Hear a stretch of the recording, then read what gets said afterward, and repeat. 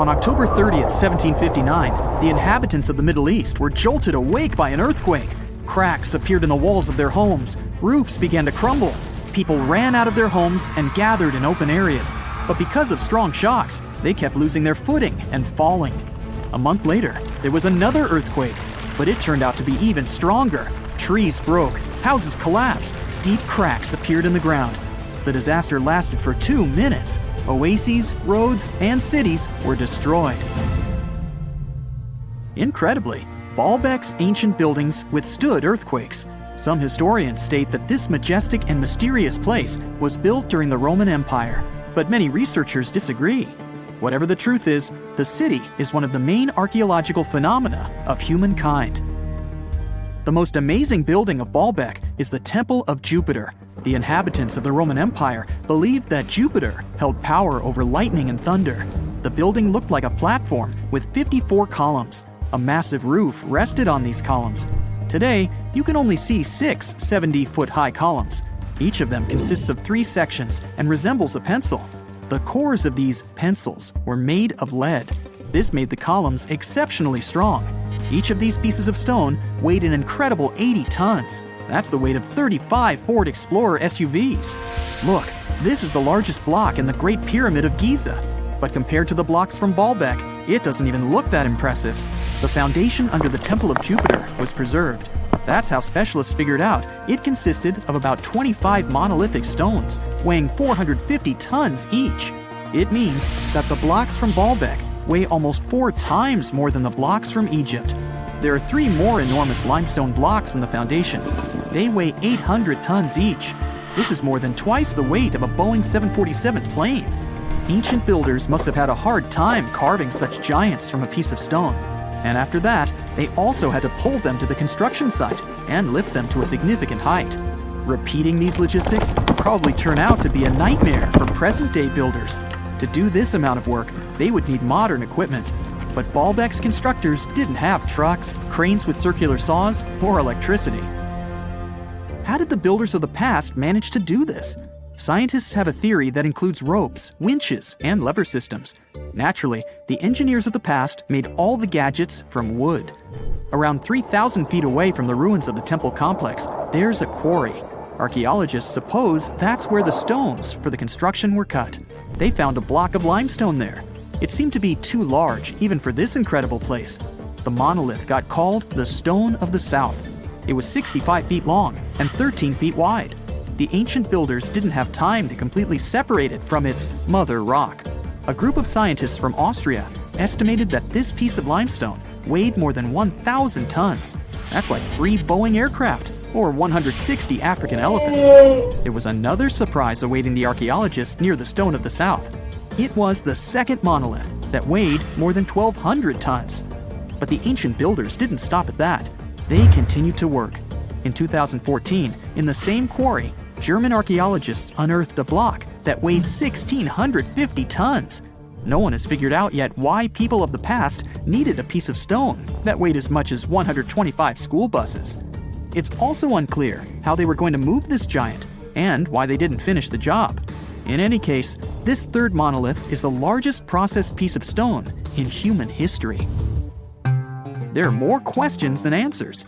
Some researchers believe that people of the past had high-tech equipment.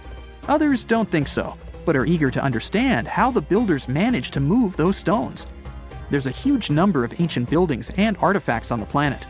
Lots of them make researchers scratch their heads. Near the Pyramid of Djoser in Egypt, archaeologists have found a network of tunnels. This place is called Serapeum. It contains 24 sarcophagi weighing from 70 to 100 tons. The giant boxes are carved from a single piece of granite and covered with heavy lids. The sarcophagi are perfectly symmetrical. To the touch, their walls are as smooth as glass. Even with the current level of technology, this is very difficult to do. But the ancient Egyptians managed this feat. The Lycurgus cup is a priceless artifact and example of ancient nanotechnology. It's made of glass that can change its color. If you put a source of light in front of the cup, it turns green. If the light is behind the goblet, it becomes deep red. In this case, the figure of Greek king Lycurgus turns pale purple.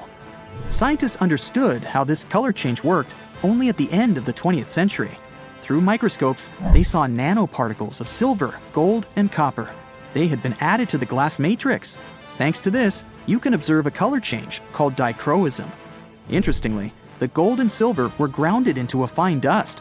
It's almost impossible to do this by accident. Most likely, the ancient experts knew for sure what they were doing. Bolivia has a curious place called Puma Punku. It looks as if an ancient giant played there with an enormous construction set. And after the game, they forgot to put the pieces back into the box. But there are no giants, and the huge stone blocks were carved by ancient builders over 1,500 years ago.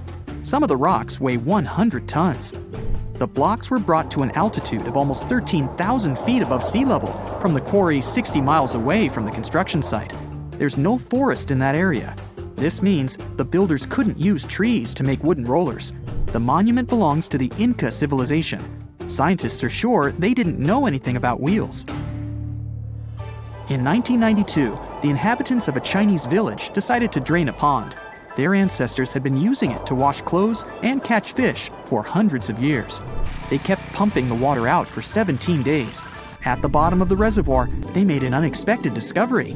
The villagers saw an entrance to a cave going down to a depth of 100 feet.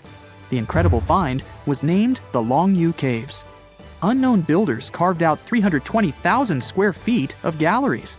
There are separate rooms, bridges, pools, and columns that support the ceiling. The walls of the cave are covered with strange carved lines and patterns. Scientists haven't found any information about who built the caves and why they did it. The construction technology also remains a mystery. Antonio Stradivari lived in Italy in the 18th century. He created musical instruments. More than 600 of his works have survived to this day. 500 of them are violins. One of the instruments was sold at auction for $16 million. The violins made by this master sound clear and deep. Researchers can't understand why Stradivarius instruments produce such unique sounds. Perhaps it's all about the varnish the master used to cover the violins. The answer may also lie in the wood the instruments are made of. In those days, Europe had a cold climate. Because of this, the wood became denser, and the instruments made of it sounded especially pleasing to the ear. In the Indian city of Delhi, there's a 23-foot-high pole. It weighs 6.5 tons and is made of 98% wrought iron. The 1,600-year-old pillar has no signs of rust or decay. Scientists believe that the monument is so well preserved thanks to the dry weather and the chemical composition of the metal. It might be resistant to corrosion. And still, researchers don't know how the blacksmiths managed to make an iron pillar that's not afraid of rust. It seems like a tough feat, even for modern metallurgists. The Al-Nasla rock is divided into two parts by a perfectly straight slit. Each boulder stands on a small pedestal. Some people believe this is the evidence of ancient laser technology. But geologists think the split happened due to the ground shifting or natural vibrations that occurred under the rock. This process led to the appearance of the crack. It had been deepening for thousands of years, and gradually, the natural monument took the form you can see today. Just imagine. You don't have to spend money on tickets, you won't be queuing up at the airport, you don't need to fly in a plane for several hours. Imagine that a long journey from your home to some exotic country takes a couple of seconds. Yep, we're talking about teleportation. For sure, it'll be a very long time before we see a teleporter at home appliances stores next to a TV and a microwave. But we have already got potential developments that could make teleportation real in the future. Researchers in Potsdam have created an actual teleporter system that can scan an object and kind of send it to a different location. But this is not teleportation per se.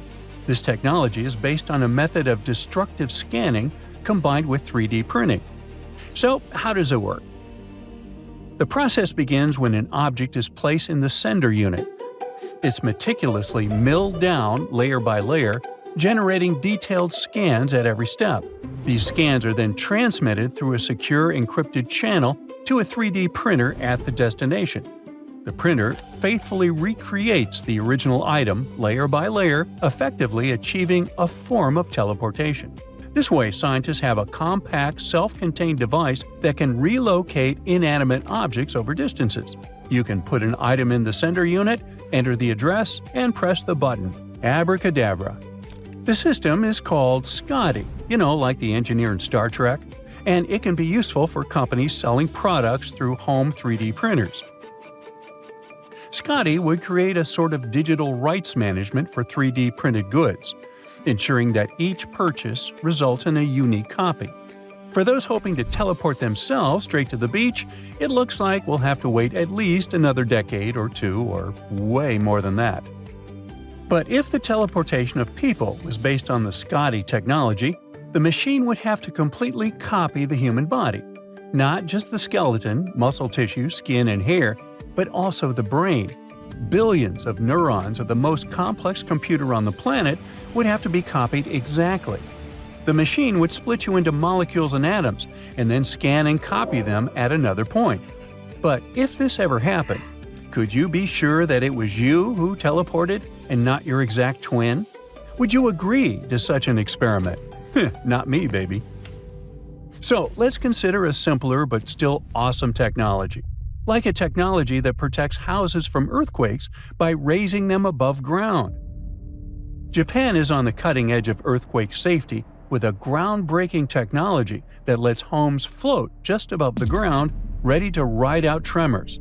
A house gets support from a wide airbag that holds the building steady during an earthquake. The system uses compressed air for a sleek high-tech solution. Each home comes with a special foundation, a smart sensor, and an air compressor. The sensor is like the house's watchdog, constantly monitoring for seismic activity. When it detects shaking, it sends an alert to the air compressor outside. In seconds, the house can lift up to 1.2 inches, hovering safely above the ground while the earth rumbles beneath. Once the shaking stops, the air is released and the home gently settles back down.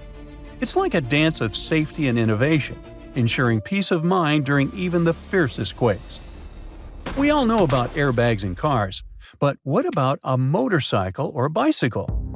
Yes, people wear a helmet and it's safe, but one Swedish company has invented a bicycle airbag, and the tests of this airbag showed better results than the tests of protective helmets. When a crash happens, the airbag pops up and immediately turns into a one-time superhero, ready to save the day but not be used again. Thanks to some fancy sensors and a snazzy algorithm, it's got your back, literally, by monitoring your moves and springing into action in just 1/10 of a second to cushion that unexpected tumble. Testing has shown that this nifty safety system scores a fantastic 4.5 stars for protection, outshining many other helmets that can barely manage 4. Plus, it's designed to fend off those pesky side impacts and twisting forces. But here's the twist. While this tech is pretty amazing, it's still got some room for improvement. Sadly, the company behind this brilliant invention hit a bump in the road and went belly up. News says they haven't aced all of their crash tests. So while the airbag is a fantastic idea, it looks like there's still some work to be done. Now, meet a technology that will give you a reason to start making videos about birds. This gadget gives you a front row seat to the avian action right from your phone. With its super smart AI bird recognition tech, this feeder automatically captures stunning videos of your feathered friends. The feeder comes packed with a sharp 1080p camera, complete with night vision, so whether it's dawn or dusk, you'll never miss a beat. Or a beak. Rain or shine, this bird feeder is tough enough to handle it all.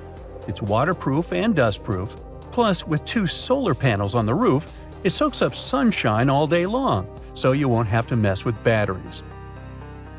Meanwhile, have you ever heard of Google Jacquard technology? The company has recently shut down this project, but it was still a pretty impressive innovation.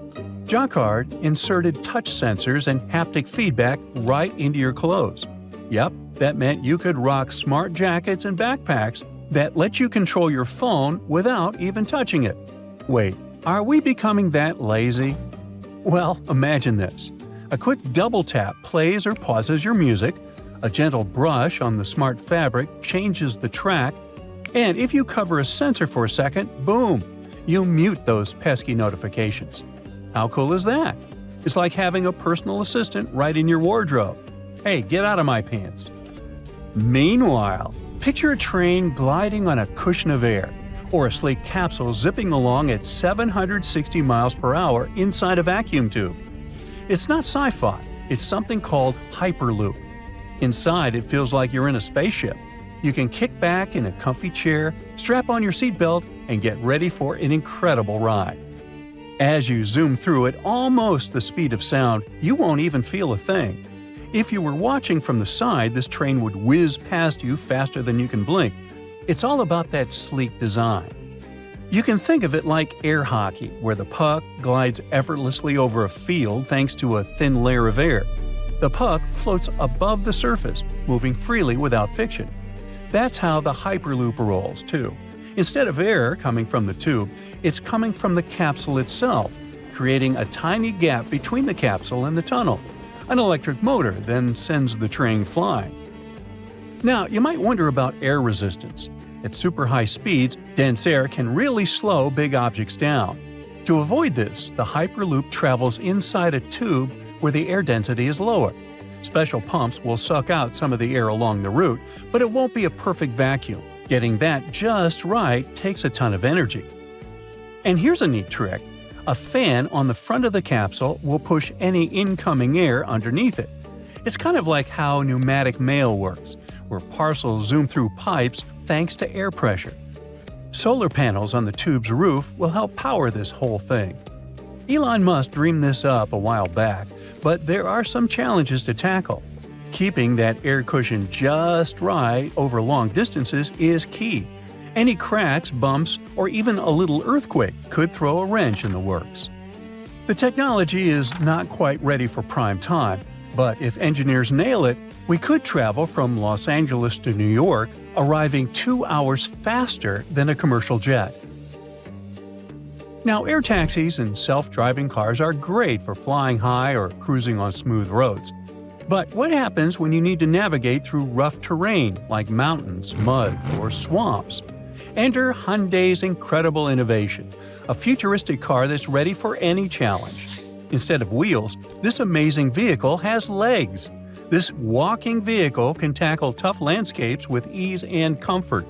Each leg is designed with joints that bend, allowing it to conquer everything from steep hills to the summit of a volcano, hopefully not when it's erupting.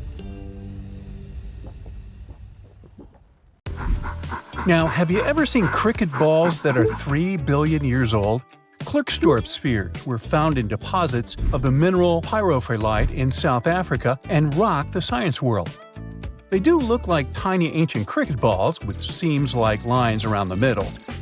Back in the 1980s, some folks claimed these spheres had been made by an advanced pre-flood civilization we know nothing about. One museum curator shared stories about how they rotated on their own in a display case. There was also a TV show that invited a psychic who declared the spheres were pieces of an ancient spaceship. But according to geologists, these spheres are actually pretty common concretions or spherical objects formed by different minerals than the surrounding rock. The seam-like lines are just imprints from the host rock's layers building up over time. The Klerksdorp spheres come in different shapes, from noticeably flattened spheres to distinct discs. As for that episode when one of these spheres spun on its own, the curator of the Klerksdorp Museum cleared that up too. He said that when he put one sphere on its glass shelf when a journalist came to visit, the sphere naturally rotated a bit because it's round. The area where the museum is located often experiences earth tremors from gold mining activities nearby. The oldest known human-like footprints could be 6 million years old. They were found on the Greek island of Crete in 2002. If the number is correct, it would mean that early human ancestors may have migrated between Europe and Africa much earlier than we previously thought. This doesn't mean Africa is not the cradle of humankind, though. It could just prove that early human ancestors moved back and forth between continents. Some researchers believe the footprints were left by a bipedal creature possibly related to an early human ancestor nicknamed El Greco. According to scientists who studied them, the footprints have a very human-like shape, with 5 toes and a parallel big toe. Some scientists are skeptical about it and suggest the prints might be from a late European ape. The new study analyzed fossilized marine microorganisms found in the sedimentary rocks to determine the footprint's age and prove it's actually 6 million years. The next amazing find that keeps scientists entertained is the Dorchester Pot. It's a beautifully crafted metal vessel with some fancy geometric designs embossed in shiny silver. The pot was discovered in, who could have thought, Dorchester in 1852 under quite unusual circumstances. During a powerful blast, the pot broke into 2 pieces. Scientists believe it was originally embedded within a rock or boulder known as pudding stone. The rock from which the Dorchester pot emerged is dated to be around 500 million years old, so it could mean the pot itself is also that old. The current and less exciting theory suggests that the Dorchester pot is a Victorian-era candlestick holder. Such things were really trending back then, so it's not a surprise to find such fancy household item from that time. The Dorchester pot falls into the category of OOParts, or out-of-place artifacts. Those are objects that seem too advanced for the time period they're supposedly from. If we accept that the pot is 500 million years old, then whoever made it was way ahead of their times in terms of crafts and tech. One extra mystery is that the pot has an engraving of a plant that most likely disappeared from Earth over 100,000 years ago. Sounds like good proof the pot is really extra old. Now, it looks like the oldest map in Europe is a stone from 4,000 years ago. This Bronze Age slab was found in France in the year 1900 at an ancient burial ground. The carvings on the slab show in 3 dimensions the River Odey network with a fantastic accuracy of around 80% over an 18-mile stretch. There are other stone-carved maps around the world, but this one is unique because it shows a specific area to scale. Looks like the slab's carvings don't just map rivers and hills, but also settlements, barrow sites, and field systems. Archaeologists say the slab wasn't used for navigation, but rather to symbolize power. The detailed markings on the slab might have served to illustrate the domain of a local ruler, possibly a prince or king, to show their control over the territory. When the ruler lost power, the slab was likely repurposed as part of a burial vault. The unique artifact was stored in the cellar of a museum. For decades, no one even noticed until several scholars read older reports about the slab and decided to check it out. They conducted a detailed analysis using 3D techniques. Their research proved that the creators of the slab had not only etched lines into the rock, but also modified its surface to reflect the topography of the landscape with high accuracy. The Salzburg Cube, also known as the Wolf's Egg Iron, was discovered in the late 19th century in Austria. Now, don't let the name mislead you. It doesn't look like a cube at all. It's more like a rounded object with 2 flat sides. Down the middle, there's a groove, and the surface is covered with pits and craters. This unique appearance is the reason why many people think it might be something out of this world. Workers accidentally found this artifact when they blew apart a piece of coal. The coal seam it came from is thought to be over 60 million years old. The Salzburg Cube moved between museums, mysteriously vanished in the early 20th century, and then showed up again. A professor from Bonn University suggested it might be from a meteor, but they found no evidence of elements that you'd normally see in meteorites, like cobalt or nickel. Then researchers thought it must be a human-made object, possibly a Victorian-era candlestick holder. No one knows the true story of the cube or its current location. Yep, it disappeared again.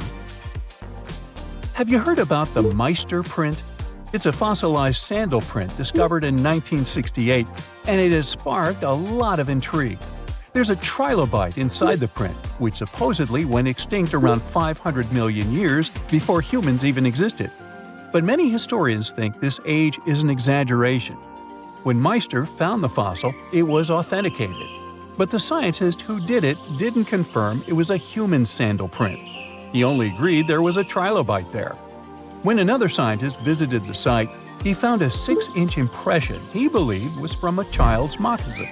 But the footwear seemed to be new. So, could it be evidence of time travel? Proof that humans existed millions of years earlier than we thought? or a sign that someone else visited early Earth? Or is it just a rock formation that looks like a sandal print? We still don't have the answers. Back in June 1936, a couple was walking along Red Creek in London, Texas. London, Texas? Yeah, when they stumbled upon something unusual. It was a piece of wood sticking out of what seemed to be an ancient rock formation. About 10 years later, their curious son decided to crack open the rock to see what was inside. And he saw a hammer, which looked surprisingly modern. Then, one unique finds enthusiast decided that the rock encasing the hammer was from the Cretaceous period. This would mean that someone dropped a 19th century hammer while dinosaurs like Triceratops were still roaming the earth. So, if this hammer was truly from the Cretaceous period, then the whole evolutionary theory would be wrong. And if the hammer was modern, it would mean the Cretaceous rock formation it came from was much younger than we thought. But the real answer was much simpler. The hammer was indeed modern, and geological processes had encased it in rock. Minerals can harden around an object in a relatively short time. So the hammer was probably dropped by a miner a century or so ago, and the rock formed around it afterward. And no, it wasn't a Victorian-era candlestick holder either. You know how it goes. As the years pass, common knowledge slips away faster than you can say, "What's that thingamajig for?" Just think, our grandkids will probably be scratching their heads over the buttons on our old-school phones. So it's no wonder that some ancient artifacts have got us all stumped too. Take a look at this funky object. Any guesses on what it is? A musical instrument, a toy, or maybe something out of this world? Beats me, and even the experts have no exact answer. This little guy is a Roman dodecahedron, discovered by some amateur archaeologists near Lincoln, England. It's shaped like a fist and made of a mix of metals. Now, as for what this thingy was used for, that's the million-dollar question. Supposedly, these guys were all the rage back in the day in northern Gaul and Roman Germany. According to some ancient maps, similar dodecahedrons have turned up in Europe, Britain, and even along the maritime Silk Road in Southeast Asia. The plot thickens as more and more of these dodecahedrons pop up. Some had wax inside, leading scientists to think they were candle holders. Others think they might have been used for knitting gloves, since none have been found in warmer regions. There's even one found in Geneva with zodiac signs etched on it, sparking some woo-woo theories about fortune-telling. And now a fresh discovery has got everyone's head spinning. Could this be some kind of sacred tool for the Romans? Who knows? Maybe it's the first multi-tool ever, invented way before Swiss Army knives were a thing. Carved stone balls from Scotland are another historical mystery. They most likely date back to the late Neolithic period and come in various types, from sandstone to granite. They're all roughly the same size and have intricate, evenly spaced patterns of circular bosses or knobs. Most of these designs have 6 bosses, but the number can range from 3 to 160. Some of these balls are more skillfully crafted than others, and a few even have extra decorations. There are over 400 carved stone balls and mostly found in Scotland, although some have turned up in northern England and Ireland. These stone balls rarely show signs of damage or use, and there are no clues that would give away their function. Most experts think they weren't practical tools, but had some symbolic or social importance, probably a sign of power or prestige within their communities. The Folkton drums are the 3 stone cylinders from Neolithic Britain, discovered in the late 19th century in a burial mound in East Yorkshire. Nothing similar has been found anywhere else in the British Isles from any prehistoric period. Each drum is decorated with unique designs covering the sides and domed tops. The decorations are mostly geometric, arranged in panels with stylized human faces peeking out from 2 of the drums. Recent studies of the artifacts using new technologies show that the designs had been carved and recarved over time. A team of experts also analyzed the composition of the drums, and it turns out that they were made from local chalk. In the late Bronze Age in Europe, long before coins became common, finely crafted metal objects served as portable wealth and symbols of high status. Across Europe, archaeologists have found all sorts of artifacts, from gold adornments worn by elites to large bronze cauldrons used in feasts. Beautifully decorated gold rings discovered in Wales are among these items. They're known as lock rings and may have been used to hold hair. Now they're flattened after spending nearly 3,000 years underground. They used to have cone-shaped openings at each end. They were found at different times, but were likely worn as a pair and buried together in a single hoard. Other Roman artifacts made of the copper alloy were first catalogued as lunate pendants. But during a recent re-examination, experts found that these items were actually small mortar and pestle sets, known as cosmetic grinders. They were used to grind minerals for makeup and were specifically designed for applying liner and shadows to the eyes. They were mistaken for pendants because of suspension loops that allowed them to be carried on a cord. These cosmetic sets from the 1st century of the current era were unique to Britain. They prove the influence of imported cosmetics and beauty trends from the Mediterranean and Roman provinces, including Egypt. The Salzburg Cube, also known as the Wolf's Egg Iron, was discovered in the late 19th century in Austria. It doesn't really look like a cube, but is more like a rounded object with 2 flat sides. Down the middle, it has a groove, and the surface is covered with pits and craters. Workers accidentally found this artifact when they blew apart a piece of coal. The coal seam it came from is thought to be over 60 million years old. The Salzburg Cube moved between museums, mysteriously vanished in the early 20th century, and then showed up again. Some researchers thought it must be a Victorian-era candlestick holder, but still, no one knows the true story of the cube or its current location. Archaeologists have unearthed an incredible historical find in Pakistan, an ancient Sphinx estimated to be around 12,500 years old. The region where it was found was once a busy center of the ancient Indus Valley civilization. It had advanced urban planning, intricate art, and sophisticated drainage systems. The discovery of the ancient Sphinx is a good example of their progressive art. We all know of the Great Sphinx of Giza, but what was the significance of the Sphinx in the Indus Valley culture? Their Sphinx has designs and carvings that show scenes with their daily activities, which means it may have had a more complex role than a symbol of power or guardian. It could stand for a balance between humans and nature, or even a deity associated with agriculture. Aroca in Chile sits on the sandy dunes of the Atacama Desert, known as the driest desert in the world. Long before this coastal town was built in the 16th century, the Chinchorro people called this region their home. Archaeologists found hundreds of their mummies. Radiocarbon dating showed that these mummies are over 7,000 years old, which makes them 2,000 years older than the famous Egyptian mummies.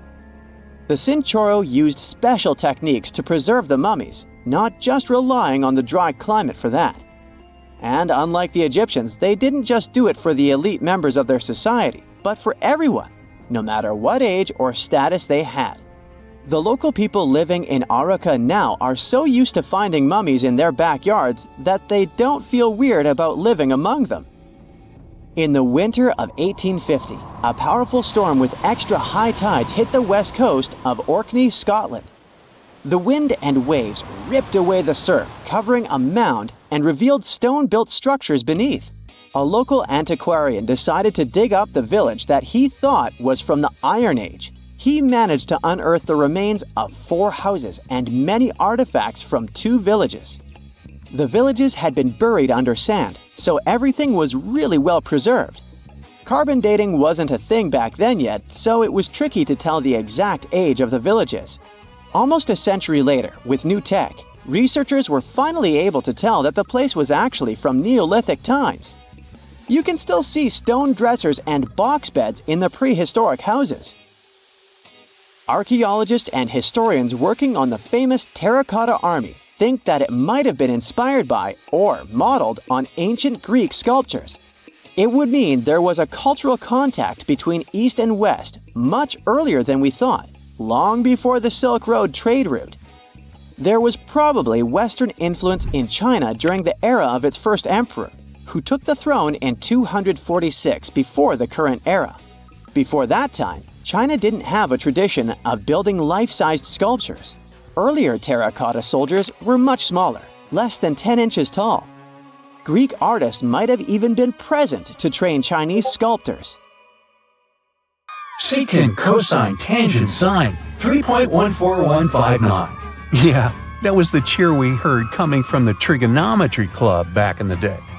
For the rest of us in math class, terms such as sine, tangent, and pi were just bewildering. Who invented these and why? Was their only purpose to make it harder for students? Well, not quite. Trigonometry was invented by the ancient Egyptians. They needed this knowledge to construct pyramids, and they did a pretty good job too. The Great Pyramid in Giza still stands today, some 4,500 years after it was built. No recalls either. So let's get out of that classroom and on a journey through time to reveal the secrets behind the ancient Egyptians' precision. Here you are, standing on the Great Pyramid's construction site, some 9 miles from Cairo. Well, the city still isn't there, as you're surrounded only by the desert and teams of construction workers. They're transporting large stone blocks weighing 2.5 tons each.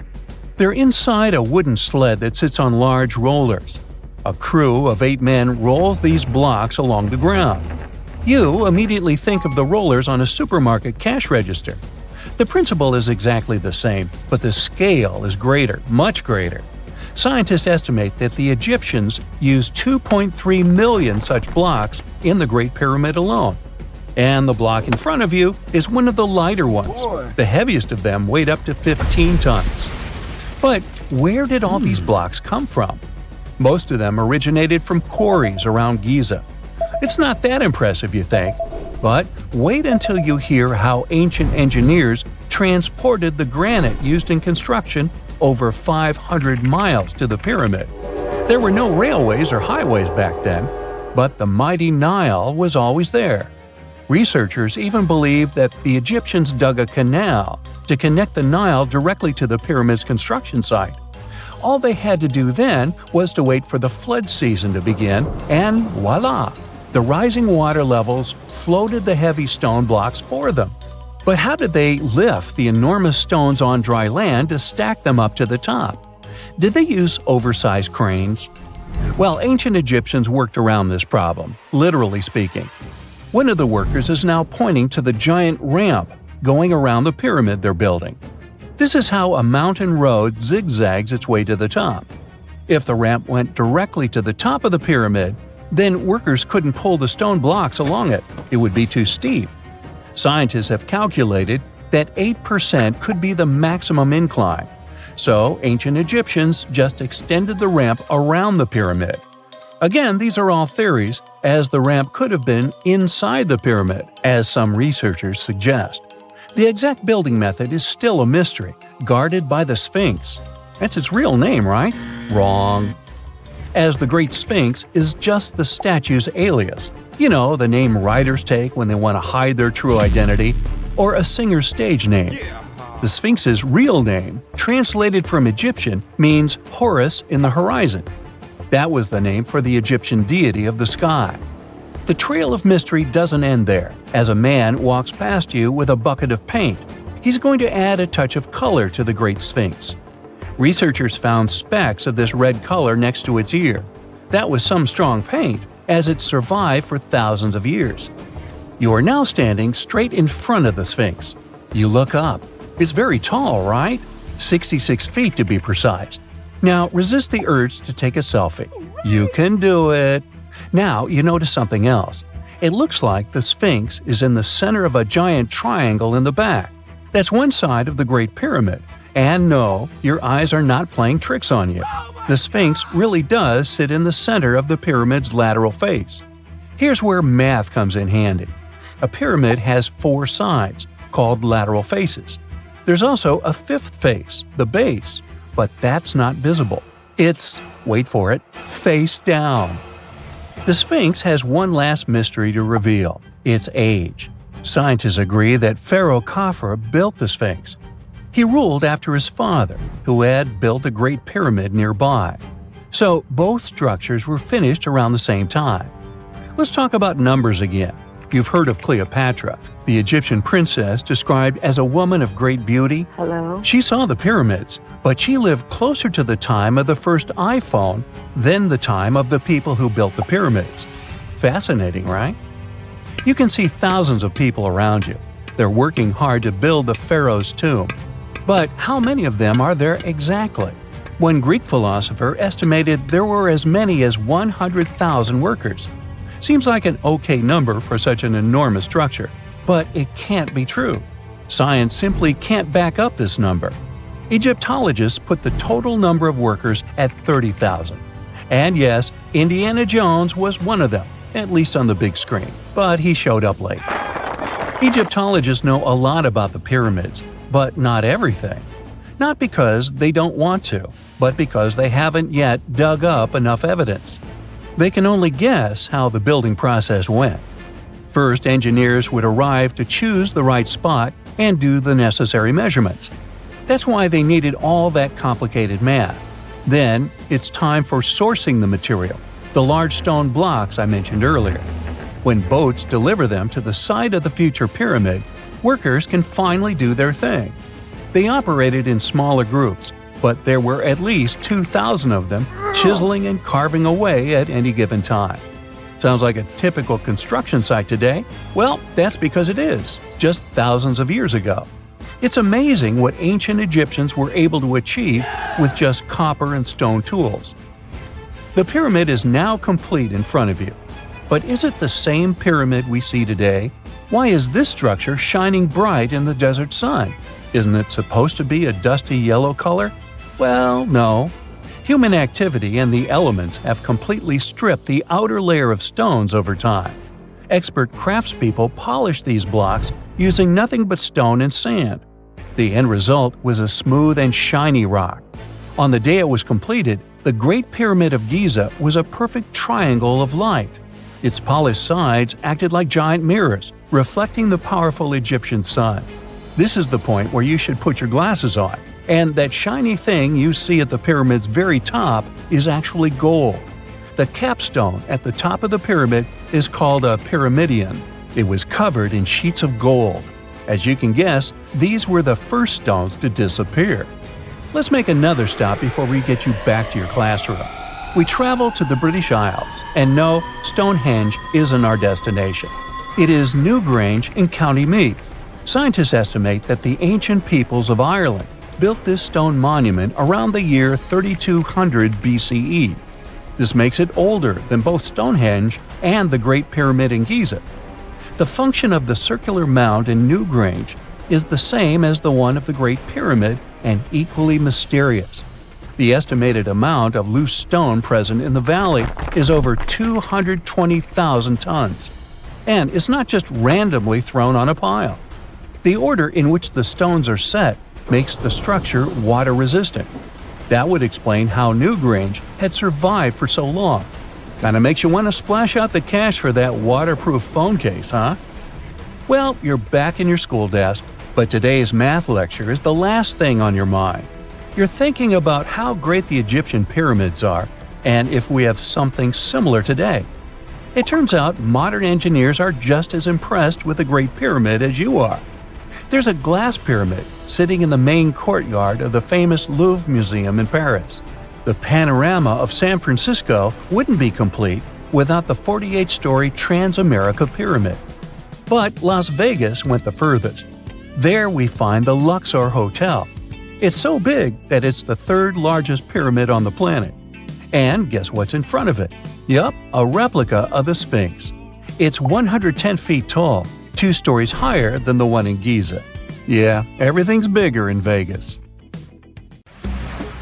Before we get into the reason why and how there are pyramids all around the world, let's talk about some of the examples. I'll start with the Pyramid of the Sun in Mexico. These folks really knew how to build a city. Their well-planned urban center spanned over 7 square miles and boasted several pyramids. But the Pyramid of the Sun is the most impressive. This giant pyramid was built way back in 100 CE and is one of the biggest structures of its kind in the whole Western Hemisphere. It's so big that it's 216 feet high above the ground. If you ever find yourself in this ancient city, you won't be able to miss the Pyramid of the Sun. It's right there on the east side of the Avenue of the Dead, the city's main north-south street. To build this incredible pyramid, around 1 million cubic yards of material were used, including a special kind of red volcanic rock called hued tezontle. Impressive, huh?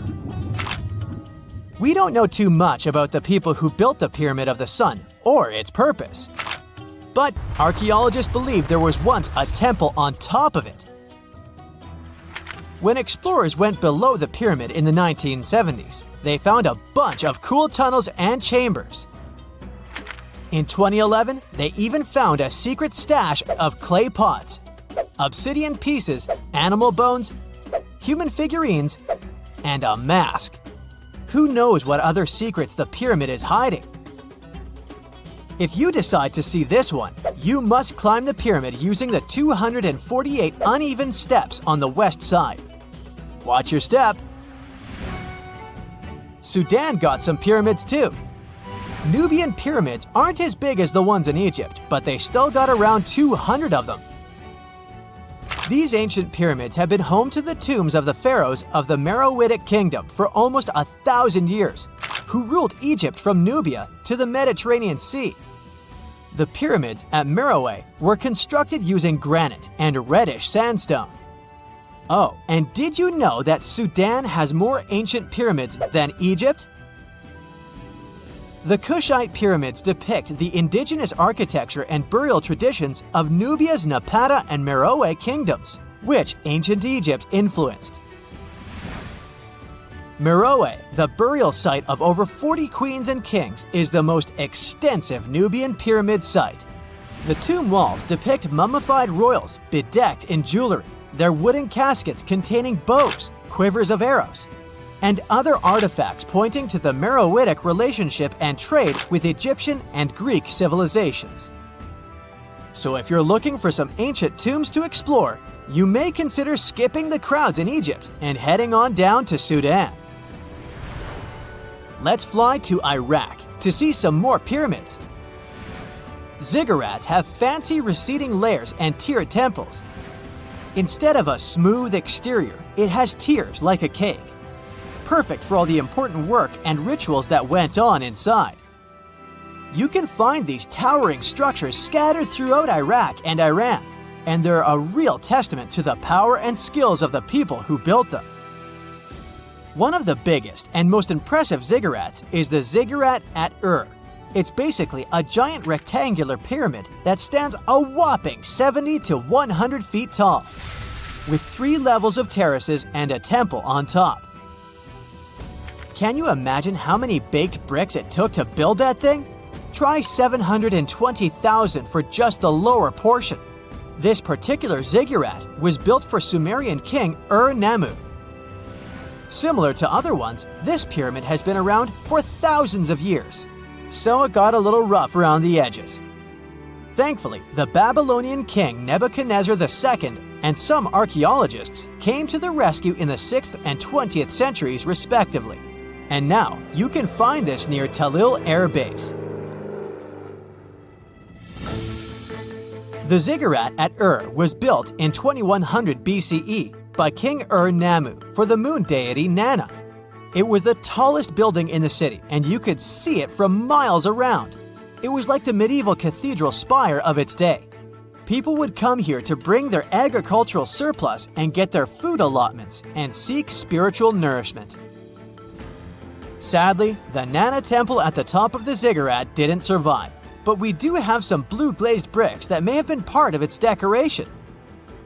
The lower parts of the ziggurat are pretty amazing though. The architects even included holes in the temple's baked exterior to let the water evaporate from its core. Since we explored some of the pyramids on our planet, let's take a broader perspective. They can be found in many parts of the world. Egypt has over 100 pyramids, double that number in Sudan, and dozens of others are scattered in the Middle East and China.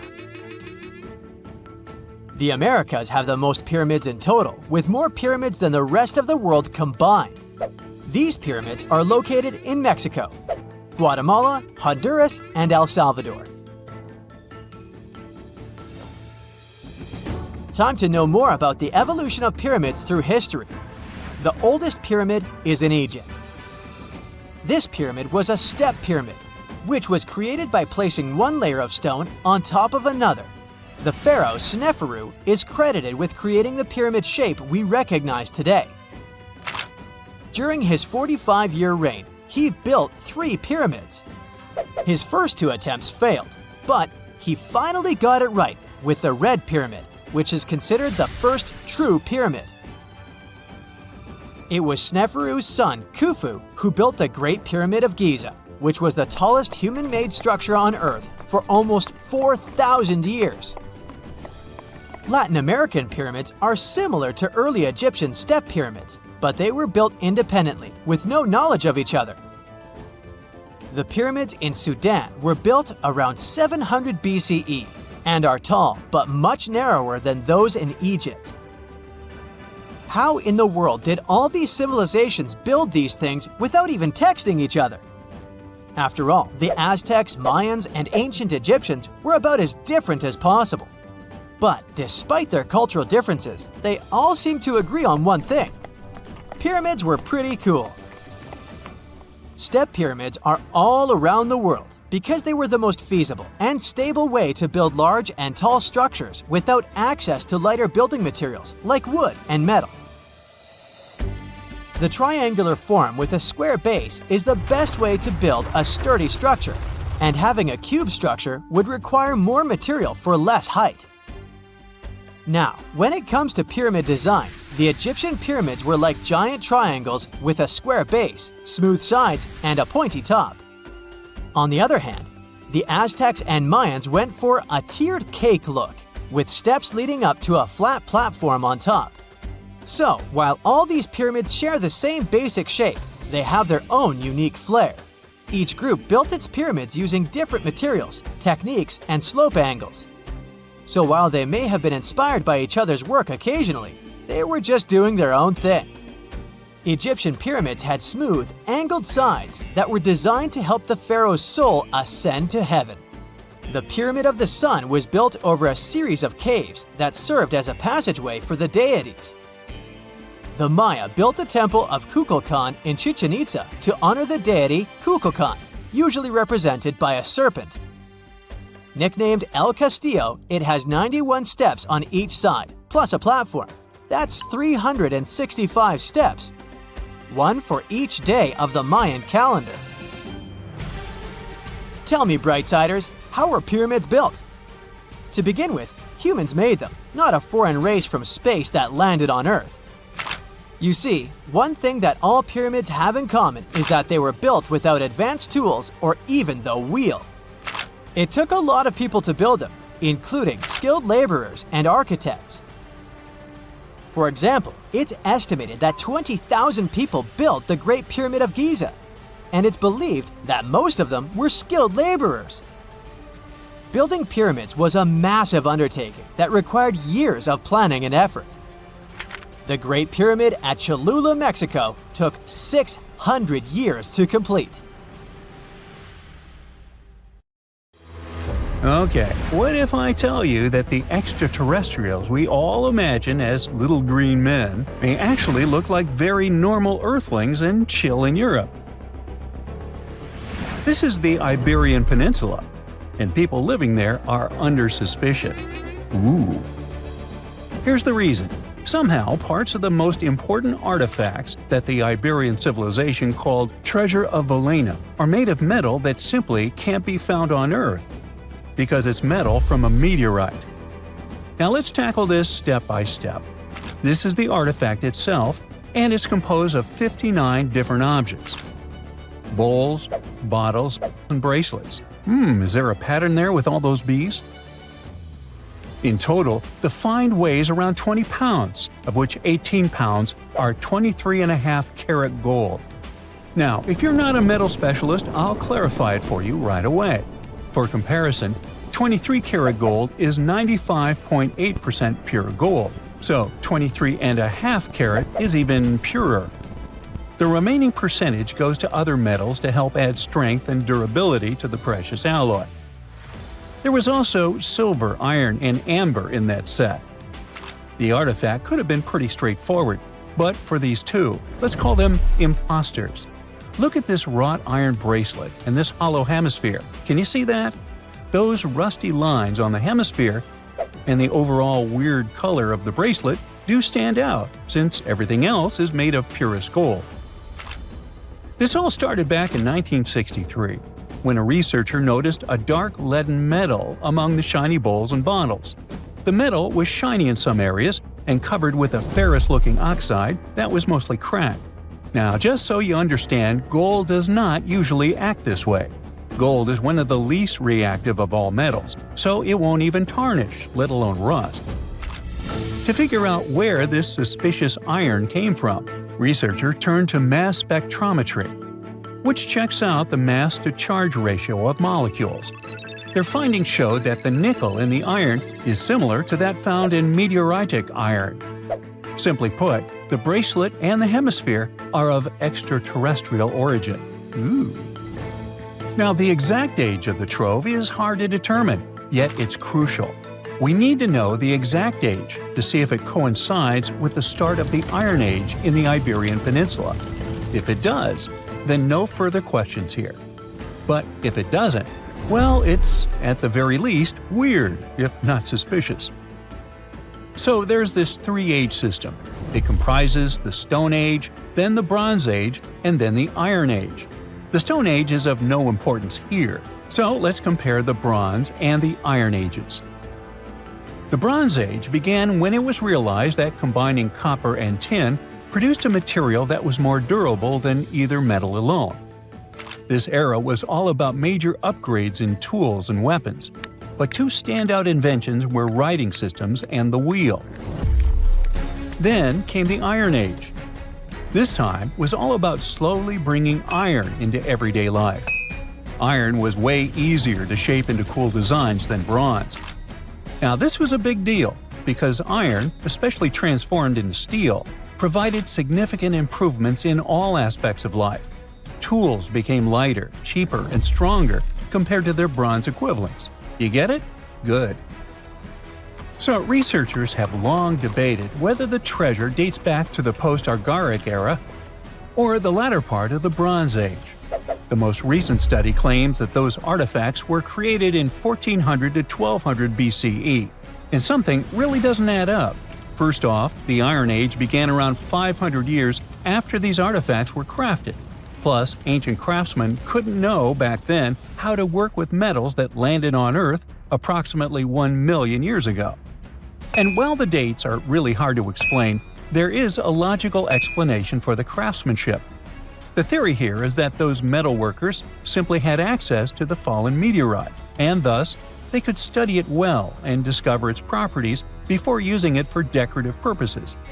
They could have figured it out through trial and error, and once they knew exactly how to work with this extraterrestrial metal, they proceeded to adorn the artifacts with it. Plus, there were the Phoenicians, who contributed to their craftsmanship. Now, it's true that the Iberian people have been processing metal and making pottery long before the Phoenicians settled on the peninsula. But the arrival of new metalworking techniques and the introduction of the potter's wheel enabled them to produce better quality goods much faster than before. So, we figured out the extraterrestrial origins of the Iberian artifacts. But guess what? This area is still under suspicion. The reason for that is the language they spoke. You see, for most modern languages people use today, there will always be some proto-language. Say for Italian, Spanish, and French, it's Latin, hence their similarities. But wait, Iberian was largely spoken where modern Spain is, so why isn't Spanish similar to it? Well, the truth is, no language today is similar to the Iberian. Maybe only the Basque language, but it's because of some similarities found in their numerical systems. Basque is classified as a language isolate, or simply unrelated to any other known languages, and the only language isolate in Europe. The Iberian language is unclassified. While the scripts written in it have been deciphered to various extents, the language itself remains largely unknown. And look at the alphabet the Iberians had. Looks like it doesn't really belong to our planet. But hold up, this one might be a bit of a stretch. When the Phoenicians came to the peninsula, they brought along their alphabet to the Iberians. But honestly, the Iberians probably weren't keen on just copying someone else's writing system, so they tweaked it until it looked completely different. Let's just say they took some inspiration and ran with it. While linguists can guess to some extent how most characters sounded, actually translating the language is still completely impossible. The Iberian language was non-Indo-European and faded away over 2,000 years ago. And there aren't any similar languages left to help us out. Super frustrating, right? Yeah. We got over 2,000 Iberian inscriptions from tombs, coins, potteries, lead plates, and even cave wall carvings. But aside from a handful of words, we're totally in the dark about what they mean. Now, if we could understand their language, we might have learned that they were great thinkers and all, but we can only contemplate the works of art they left. Iberian culture has a lot of amazing stuff made by talented artisans. We're talking about not just metalwork and ceramics, but also detailed sculptures, textiles, jewelry, and other personal bling. But here's the catch. Making all those luxury items depended a lot on a big farming class.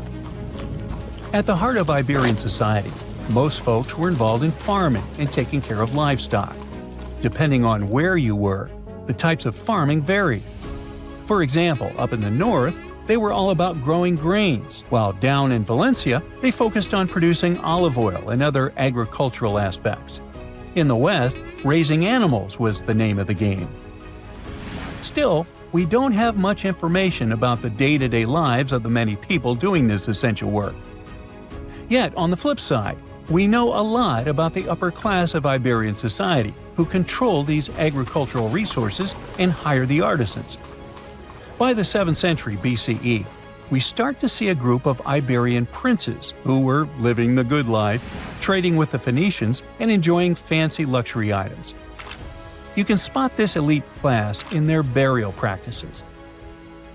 Cremation was the go-to method for funerals among the Iberians, and wealthy individuals were often found in cemeteries with all sorts of lavish goods and funerary sculptures that give us a peek into the fashion and hairstyles of the rich.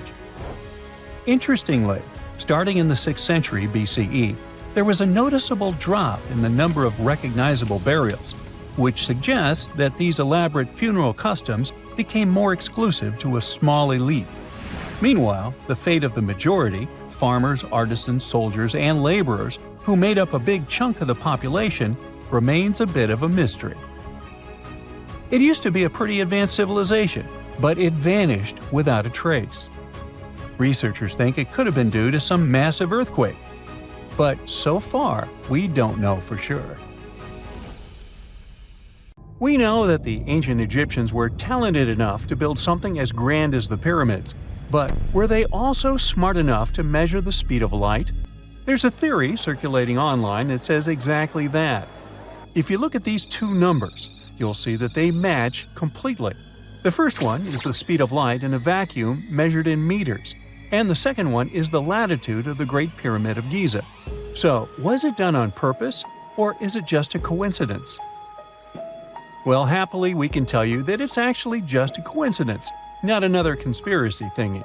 The Great Pyramid is just one of the many places in the world that share the same latitude. And more importantly, even if the ancient Egyptians had somehow measured the speed of light and chosen to keep it a secret from the rest of the world, they wouldn't have used meters to put it down. Meters were only defined at the end of the 18th century. The builders of the pyramids used a different unit of measure called cubits. 1 cubit is equal to 1.5 feet. Cubit was based on the length of the arm from the elbow to the tip of the middle finger, and it became popular in the ancient world. So if they wanted to impress the rest of the world and set the pyramids at a point that matched the speed of light in cubits, they would have to build their iconic constructions somewhere in Europe. And then the Danish astronomer who first measured the speed of light in 1676 would have been really upset to know that someone had done it centuries before him.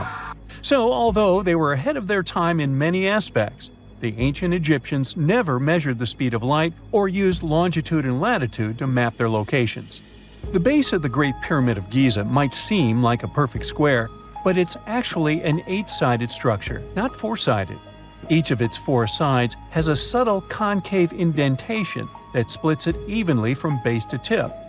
The official version is that a British pilot was the first to notice it in 1940 while flying over the pyramid. He took a photograph that showed shadows highlighting these indentations. Some people think these lines are only visible from above and can best be seen at dawn and dusk during the spring and autumn equinoxes. This has led to a freaky theory that the ancient Egyptians might have designed the pyramids to communicate with something looking at them from above. Now, the Great Pyramid is one of only 3 pyramids that used to have a swivel door.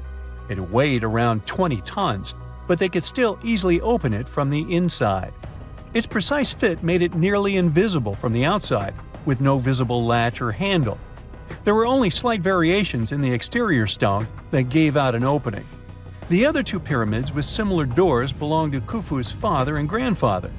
The Great Pyramid also has a hidden void at least 100 feet long that was only found in 2017. We still don't know what lies within the space, what purpose it served, or if it is the only space of its kind. Researchers used the same tech to see through cathedral walls, Mayan pyramids, and even volcanoes. It depends on a natural shower of subatomic particles called muons. They pass more easily through empty space than through solid materials. So if they arrange multiple muon detectors around a structure, scientists can map out its solid and empty areas. A team of scientists placed muon detectors inside the Great Pyramid and allowed them to gather data for months. Scientists have analyzed samples of the mortar used to build the pyramids many times. Although we know its composition, modern technology still can't replicate it. The mortar is mostly made from processed gypsum, but it wasn't used like the cement we use for bricks today. Instead, they used it to support the joints between the massive stones as they were set in place. The estimated amount they needed to construct the Great Pyramid was around 500,000 tons of mortar. The gypsum mortar is stronger than the stones themselves and has held up for thousands of years.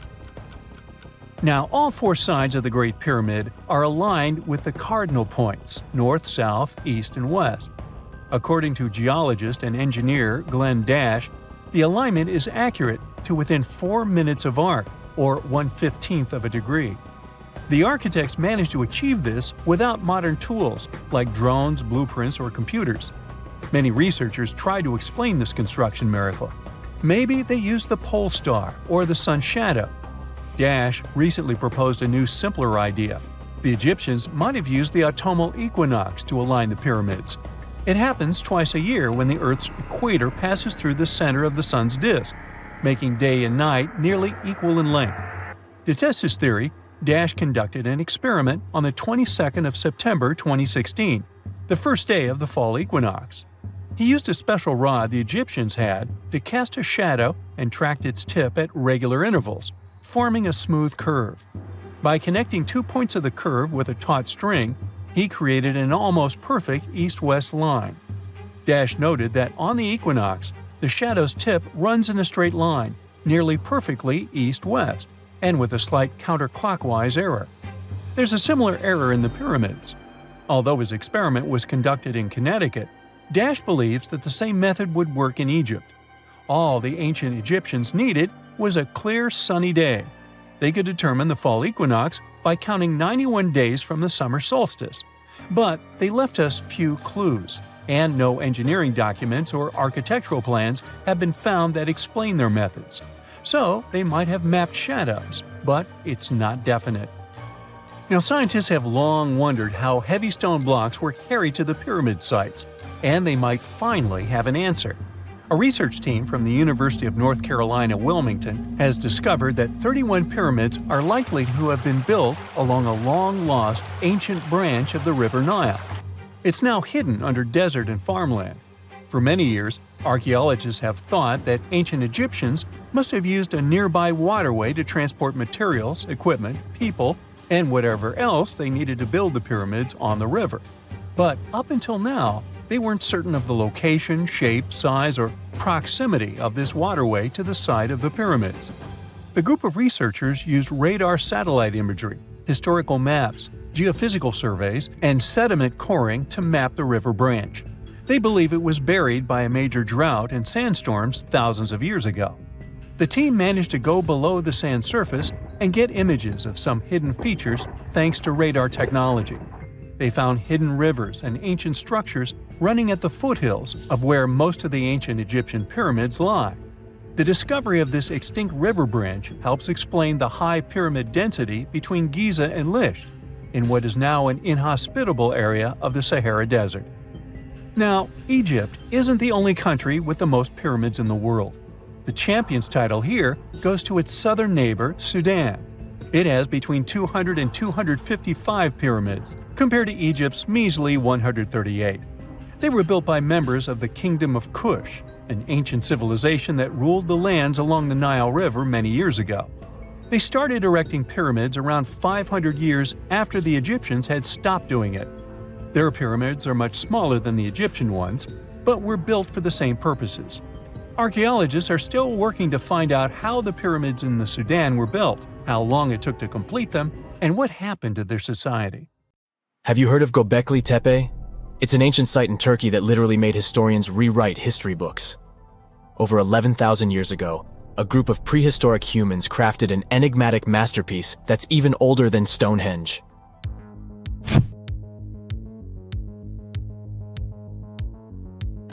Before its discovery, archaeologists believed that people didn't know about iron and weren't good at making pottery. They were sure that settled life only emerged with the need for agriculture. But Göbekli Tepe changed this belief.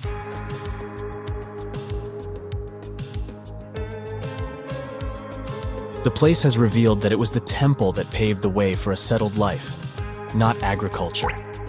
Until this discovery, researchers believed that farming was the catalyst for sedentary living. Meet Professor Schmidt, the guy whose findings changed this theory. He managed to prove that hunter-gatherer communities laid the very foundations of this way of life.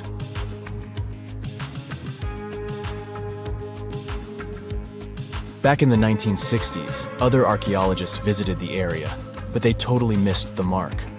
While surveying the region, they stumbled upon a hill with scattered limestone slabs and concluded it was just an old burial ground from medieval times. Little did they know that there was so much more to uncover.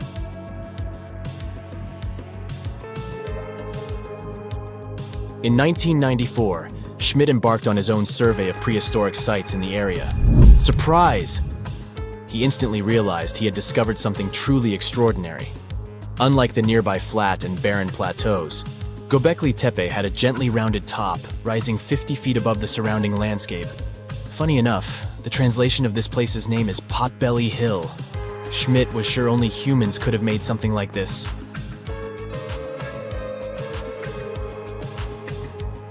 Those broken limestone pieces that were mistaken for gravestones turned out to be way more exciting. It was like stumbling upon a hidden treasure. The pieces took on a whole new meaning, and Schmidt with his team was about to dive into the secrets waiting beneath the surface. To their surprise, they found no traces of a settlement, no hearths for cooking, no houses, and none of those adorable clay figurines commonly found in nearby sites of similar age. However, they uncovered that those ancient people used tools like stone hammers. So, Schmidt and his team put their heads together and took a wild guess at the age of Göbekli Tepe's stone structures. Their estimation got backed up by some limited carbon dating done right at the site. The ancient vibes of this place were finally starting to make sense.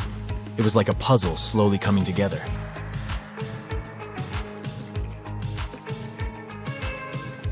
You may think that back then, people didn't have special tools to create something as cool as Göbekli Tepe. Not true. Turns out, these prehistoric folks used flint tools instead of fancy metal chisels. They were also skilled at chipping away softer limestone and crafting pillars right on the spot. Afterward, They carried the pillars a short distance to the summit and placed them upright. Once the stone rings were complete, they covered them with layers of dirt. Over time, they added new rings, and voila, you've got a cool hill to impress people in the future.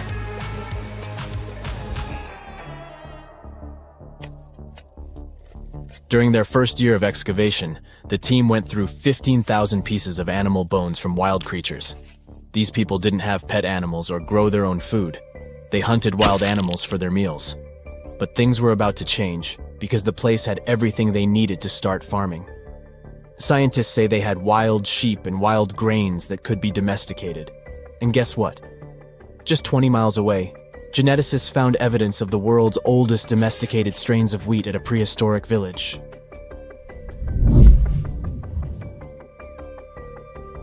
These amazing findings have completely changed how we view civilization. In the past, experts believed that people needed to learn how to farm and settle in one place before they could build temples and develop complex societies. But guess what? Schmidt's research flips that idea on its head. He claims that the incredible effort put into constructing these astonishing structures actually set the stage for the development of advanced societies. It means that societal and cultural changes happened before agriculture. Schmidt has this fascinating hypothesis about Göbekli Tepe. He thinks it could have been a special burial site where people left their loved ones. And here's the twist.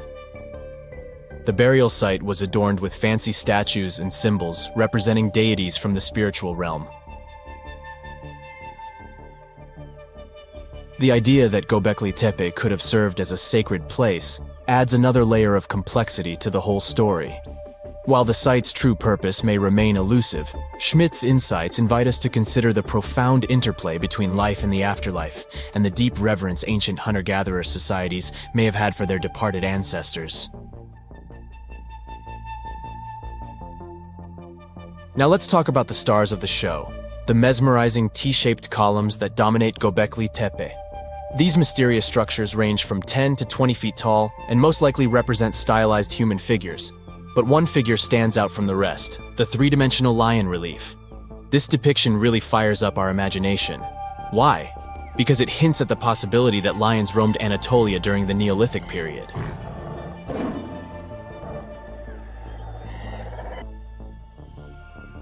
These standing stones are arranged in circles and placed in rectangular pits.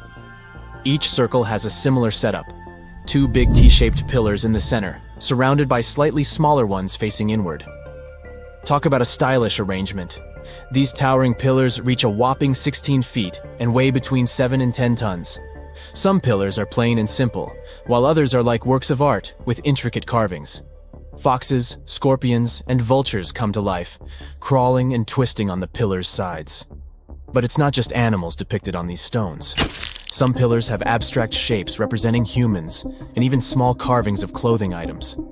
Some of them even have belts. Now, there's one pillar that stands out from the rest like a rock star. This super old stone pillar suggests that a comet crashed into Earth. It happened during a chilly period that lasted about 1,000 years. Previous studies examining Greenland ice cores hinted at this comet theory, but now the carvings at Göbekli Tepe prove it right.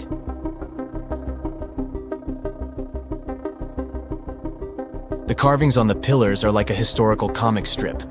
They even show a headless human figure. Researchers fed the images into a computer and discovered their connections to constellations, indicating that this temple might have been an ancient observatory. It's like our ancestors were trying to document this cataclysmic event in their own unique way.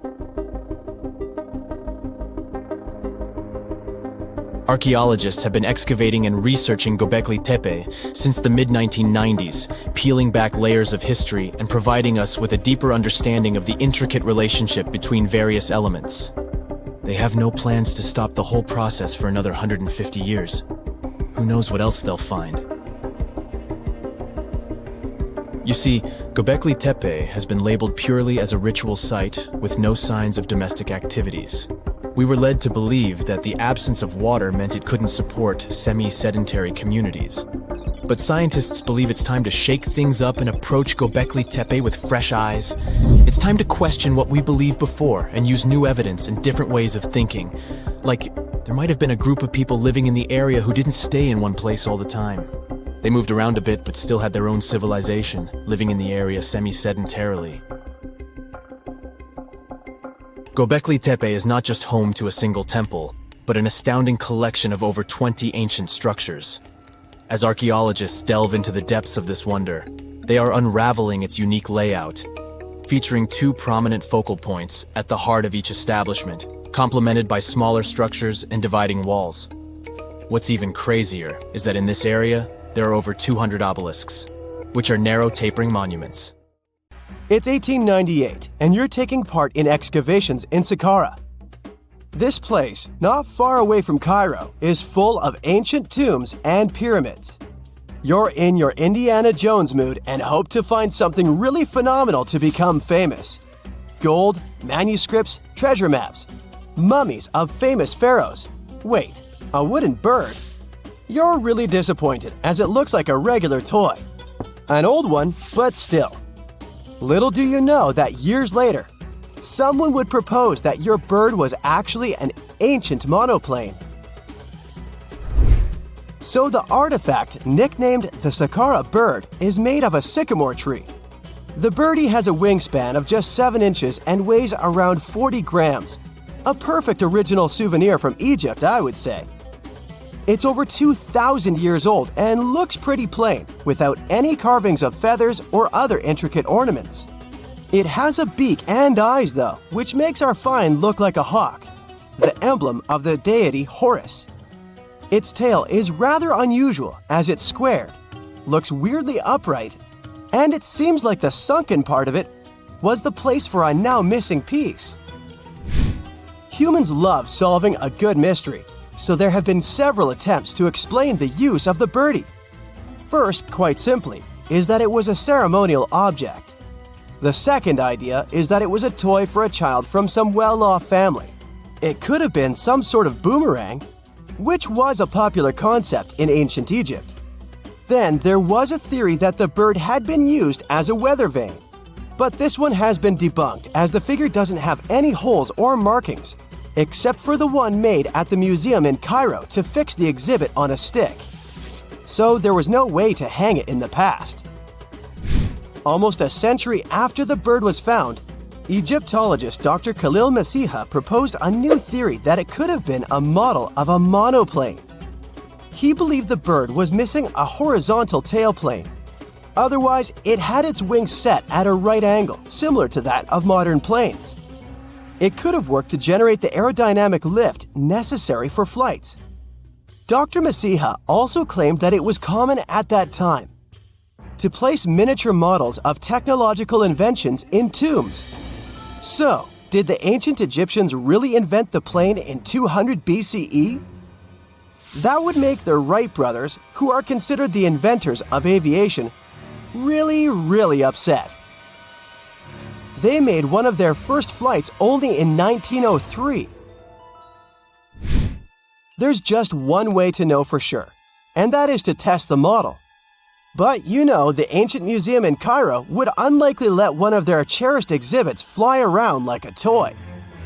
That's why glider designer Martin Gregory built a similar model, this time of balsa wood, and concluded that even with the missing tailplane, the plane wasn't much of a flyer. Case solved? Not really. This didn't sound convincing enough to the History Channel, so they invited an aerodynamics expert to build another replica of the bird. He tested it in weather conditions similar to those in Egypt and was impressed with the little plane's abilities. So, if they did invent the prototype of a plane back in the times of pharaohs, it would be a good example of an OOPart. That's an out-of-place artifact, an object that's way ahead of its time in terms of technology or history. And the Saqqara Bird isn't the only example of such a revolutionary concept. In 1901, a group of divers retrieved the Antikythera mechanism from an underwater shipwreck near the Greek island of Antikythera. It's been dubbed the world's first analog computer and it's currently dated around 100 BCE. The bronze mechanism could tell the position of the sun, moon, planets, and stars, as well as the lunar phase, the dates of upcoming solar eclipses, and even the speed at which the moon moves through the sky. No one's sure who used it and how or where it was made, but it's obvious that it's extremely precise and way too advanced for its time. The first flushing toilets in the world were invented in the middle of the 20th century. Just kidding. The ancient Minoans on the Mediterranean island of Crete and the Indus Valley civilization both came up with this brilliant invention at the same time, around 4,000 years ago. The plumbing and sanitation were so well done that no one managed to design anything better until 2,000 years later. One ancient Minoan lavatory was discovered at the Palace of Knossos. It looks like it had a wooden seat set over a tunnel that directed water from a rooftop reservoir to an underground sewer. Other varieties got water from jugs. Only the super rich people could afford all this glory. So if you wanted to shop for real estate back then, the flushing toilet would be a telltale sign you were in the rich neighborhood. Automated doors became a cool, seemingly new invention back in 1931. But the technology behind them is actually much older.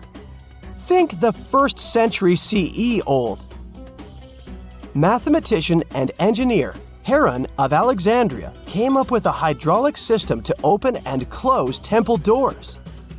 To bring it into action, you need to light a fire to produce heat. There was a brass pot under the fire, half filled with water. The inventor connected the brass pot to containers that acted as weights. When the fire was burning, the water moved into the containers. They went down and pulled the ropes. It was nothing like a supermarket door that opens in front of you before you even have time to think. Heron's door took hours to open, and there was no way to stop the process. That's why they only opened the doors once a day before people entered the temple, to add some mysticism at the temple during ceremonies. Spooky. Looks like the first ever battery was invented in Baghdad around 2,000 years ago. A German archaeologist found this oval-shaped clay jar in 1938. Scientists are still not sure what purpose it served and who exactly invented it. There is a theory that it was used for electroplating objects with precious metals. When they filled it with a weak acid like vinegar, the battery produced around 1 volt of electricity. Another theory says it was a vessel for sacred scrolls. Would you like to buy contact lenses designed by Leonardo da Vinci himself? In 1508, he invented a glass lens with a funnel on one side. You were supposed to wear it with water inside to improve your vision. Sounds a bit uncomfortable, doesn't it? So, around a century later, French scientist René Descartes decided to improve the idea and make the cornea contact the future lenses. Contacts because they contact your eyes, get it? The glass tube with liquid did help improve vision, but blinking was sadly impossible. 2.5 centuries later, new technologies in the glass industry let scientists design contacts that would fit in the eye and even let the wearer blink. Thanks, guys! Still, those lenses were made of heavy blown glass and didn't let the eye breathe. About 50 years later, contacts became plastic, lightweight, unbreakable, and scratch-resistant, but still covering the entire eye. And then, in 1948, an English optical technician accidentally sanded down a plastic lens and figured out they'd still be in place even if they covered only the cornea. Imagine you're living in 19th century London and need to send a message to New York. It would have taken about 10 days to get there by ship.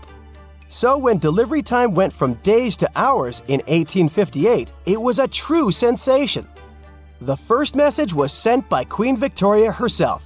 It was all made possible thanks to the transatlantic telegraph cable, running under the ocean. Sadly, the new cool invention only lasted a few weeks. It took years to bring it back to life.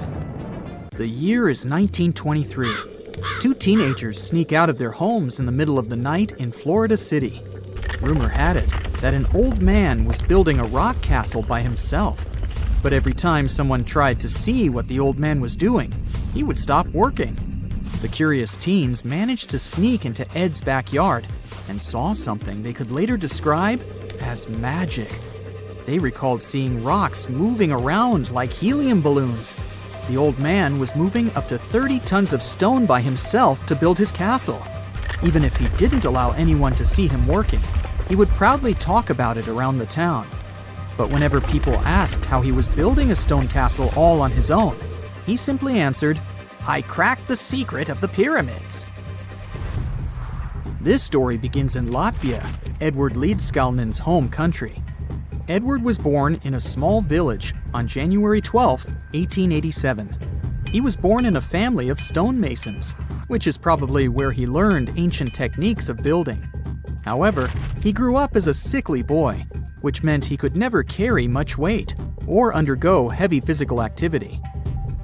At the age of 26, an unfortunate turn of events determined Ed's fate. The love of his life broke off their engagement, and heartbroken Ed decided to move to the United States. He lived in a couple of American states before finally moving to Florida, where his life's adventure started. Ed spent years searching for the right spot of land to build his dream house. He always rejected good farmland. When people wondered why, he only smiled. Finally, when he bought land of his own, it was deemed terrible by his close friends. The soil was bedrock. He could neither plow nor farm it, but it seemed perfect for what he was seeking to build. Ed's close friends would often describe him as eccentric. When asked why he wanted to build a house, he would only say, "It's for my sweet 16. Someday she's coming back." Then, he changed the topic of the conversation. It took Ed about 30 years to finish Coral Castle, and he did it all by himself. He would only work under the cloak of night and never let anyone see what he was doing. The completed Coral Castle embodies a number of unsolved mysteries.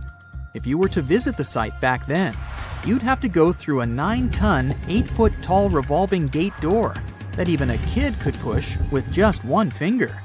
Ed was so proud of this door that he originally named the site Rock Gate Park. It was renamed Coral Castle only much later, after Ed's passing.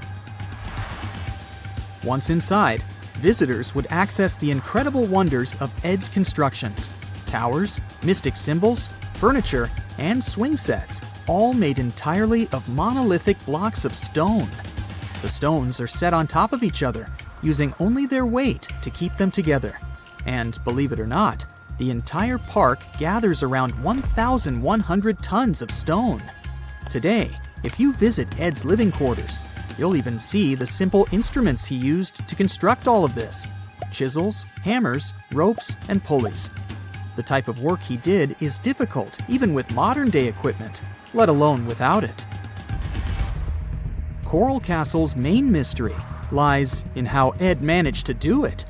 The only photograph of Ed Leedskalnin at work shows a simple leverage structure of a chain hoist attached to a wooden tripod. The tripod was made of old telephone poles with a small wooden box on top. What was in the box is, of course, a mystery.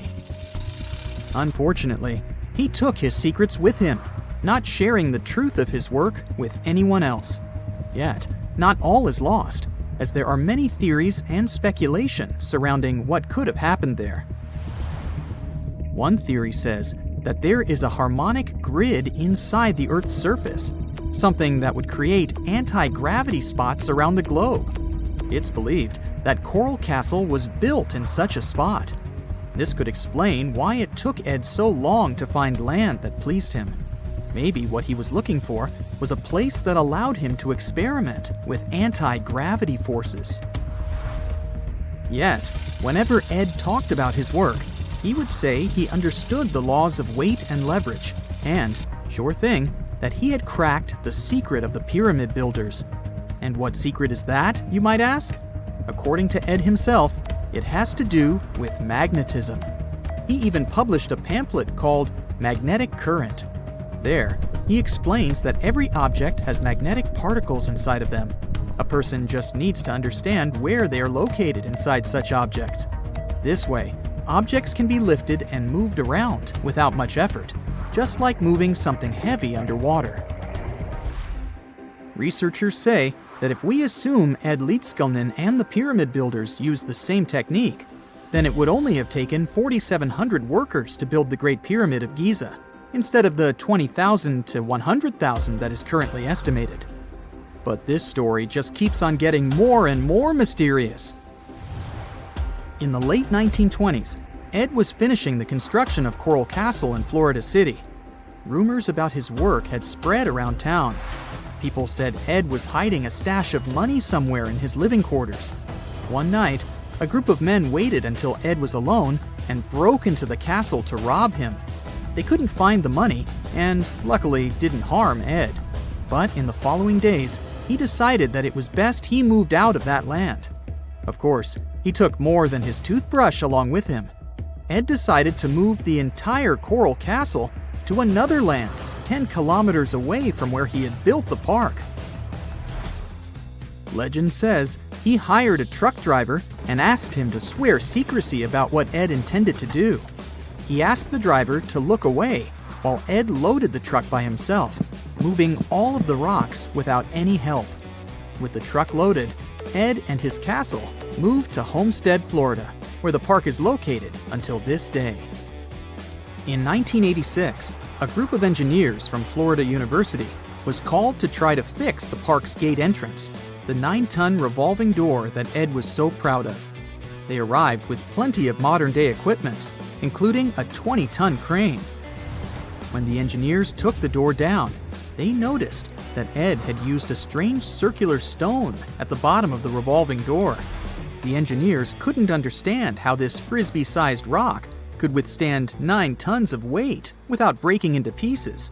They sent the rock to the geology department at the University of Florida, but the geologists simply returned the rock, saying they couldn't find a match of this rock in their databases. They couldn't determine its origin. The engineers put the 9-ton gate back into place, trying to use other techniques. At first, it didn't work without the base rock Ed had originally used. So, they had to cut the gate rock to make it work as a revolving door once again, proving that modern-day technology couldn't replicate what Ed had done single-handedly. Fast forward to 2011, and another man claimed to have cracked the code of the pyramid builders and Ed Leedskalnin himself. Wally Wallington, a retired construction worker from Lapeer County, Michigan, has managed to build using similar techniques to those used by Ed. Wallington is known for having built his personal Stonehenge in Michigan. He is said to have used simple machines, such as levers and counterweights, moving around multi-thousand-pound concrete blocks. Unlike Ed, Wallington has shared his techniques with the public. Multiple videos are showing the clever engineering he built from very simple materials. It sure is impressive. The man has moved his entire barn into another property just with the help of simple tools. However, there is no way to prove that these were the same techniques used to build Coral Castle. To this day, the secrets of Coral Castle haven't been unraveled. But hey, we can always keep trying to solve it. This sleek, state-of-the-art submarine named Ran was sent to explore the depths of Antarctica. But as soon as it discovered something, it mysteriously disappeared. So, what happened? It all started when scientists wanted to explore one of the most remote and mysterious places on Earth, the Dodson Ice Shelf in West Antarctica. This ice shelf, silent giant, stretches 30 miles wide. That's almost the length of New York City. It stands between two icy promontories, the Martin and Bear Peninsulas, and it hides an entire world of geological mysteries. If you think that Antarctica is nothing but a desert of super thick snow and ice, you're wrong. There are entire landscapes hidden deep down there. The underside of the Dodson Ice Shelf is a rugged, dynamic terrain shaped by the slow, relentless forces of nature. There are towering ice formations, deep troughs, and bizarre structures stretching for hundreds of feet. Scientists are super curious about it, but as you can imagine, this landscape isn't easy to explore at all. To find out more, we have to scan the area with satellites or try drilling through the snow, trying to collect the big picture, piece by piece. But these methods only gave us vague hints. The real breakthrough happened when scientists came up with the idea to let the submarines explore it. Autonomous submersibles could swoop deep into the icy waters beneath the Dodson ice shelf and tell us what's up down there. These robotic explorers have fantastic advanced sonar systems. It's that thing that bats or dolphins do. They can use sound to see the world. Basically, they send out sound waves underwater, and when those waves hit something like the ice shelf above or the seafloor below, they bounce back to the system. Animals feel how long it took for the sound waves to return and how they changed. And this helped them understand what's located where. For example, clicks that dolphins send out tell them where the fish are. We copied this crazy evolutionary trick and adapted it to our underwater exploration. Only our version is much cooler, with a higher level of precision, so we created detailed maps of the environment. The Rand submarine was one of those robotic explorers. It was named after the Norse deity of the sea. Ran had been meticulously programmed to navigate a treacherous landscape of Antarctica. But even with all this training, its journey led to an unexpected and eerie end. In 2019, Ran was sent to explore the depths beneath the Dodson ice shelf. It was a hero, the first one to go on a mission like this. The team said it was like seeing the other side of the moon. For 27 straight days, it worked tirelessly. It traveled over 620 miles beneath the thick ice. That's like a journey from Paris to Berlin. Ran went further and deeper than anyone could have imagined. At one point, it reached over 10 miles into the glacier's belly, and what it discovered down there was astonishing. Scientists thought there would be some smooth, uniform ice surfaces, but Ran revealed an underside marked by huge cracks, ridges. There were formations that looked like sand dunes, frozen in time. And finally, it found some mysterious swirling and teardrop-shaped patterns. They all looked more like art than geology. This actually tells the story of ice shelves and the ocean around it. Warm water sneaks in under the ice and melts it from below. Sometimes it smooths the ice out, but other times it carves out these weird, uneven shapes that look like patterns and drawings. And some of these shapes are huge, over 1,300 feet long. That's about 3.5 football fields. The reason why they look like swirling doodles is because the Earth spins. It makes the water turn in special ways, bending the shapes and drawing these spirals. It's called the Coriolis effect. Imagine you were on a merry-go-round and tried to throw something like a ball. It would go in a curve, not a straight line. Same thing happens with the water on Earth. Later, scientists found similar patterns in other Antarctic ice shelves, though they weren't as epic as the ones under Dodson. But Ran also discovered something horrifying. Turns out that these warm waters, aside from being great artists, are also a huge danger. The Dodson ice shelf isn't just hanging out serenely on the sea. It's part of a very delicate system and acts as a protective barrier that holds back huge glaciers in West Antarctica. The ice shelf is floating on the ocean, but it's still connected to the land. As warm water sneaks underneath it and the ice melts, the Dodson can't hold on to the land as tightly anymore. The protective barrier starts to weaken, and this lets the glaciers behind it move faster into the ocean. When those glaciers flow into the sea, they add more water, which could cause sea levels to rise, eventually changing our coastlines. Rand stumbled upon huge pockets where the ice was melting at alarming rates, all due to powerful underwater currents. It was like seeing a ticking clock on the glacier. The stakes were high, but luckily the submarine was ready. This time, it managed to return. And then, it worked for 5 more years, helping scientists with tons of useful data. The missions were daunting. There could be periods where Rand slipped into the pitch-black cavity beneath the glaciers, spending 24 hours without communication. But it was mapping every peak and every valley. It gained experience from over 40 missions below ice. Then, in early 2024, RAND went on a mission to the Thwaites Glacier. The mission was bold from the start. This place is also ominously referred to as the Doomsday Glacier. It's called that because it's slowly melting and has the potential to raise sea levels worldwide if it collapses, causing catastrophes everywhere. That's why RAND was dispatched to explore its underbelly, a place that had never been mapped so intricately before. The idea was to uncover the glacier's secrets, study how rapidly it was melting, and why. This was RAND's second time exploring Thwaites. During the previous visit, it became the first sub to ever map the glacier's underside. RAND was exploring the depths from 650 feet to 1,650 feet. It sent a lot of data about how the Doomsday Glacier was slowly melting due to warm ocean currents. But while venturing into these icy depths, something went wrong. Out of nowhere, RAND vanished. Without warning, without a trace. One moment it was sending back crucial data, and the next it had slipped into the abyss. No distress signals, no final transmission, and it didn't return to the point it was supposed to. People sent extensive searches, helicopters soared overhead, drones buzzed through the frozen skies, but no sign of the submersible emerged from the glacier's grasp. After a while, RAND's batteries would certainly run away, so at this point, it had definitely been swallowed by the abyss beneath 1,500 feet of ice. That was a huge and sad loss for the scientific team. The scientists at the University of Gothenburg are now looking to replace RAND and continue their important research under Thwaites. To this day, scientists have no idea what happened to it. Some say it may have been trapped in the ice.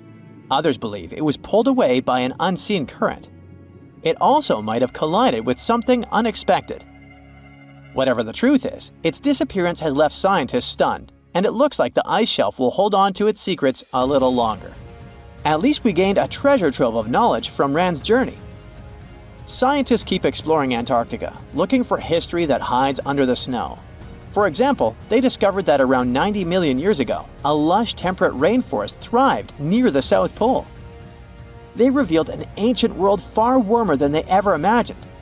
Deep in Antarctica, they unearthed fossilized roots, pollen, and spores preserved in the soil.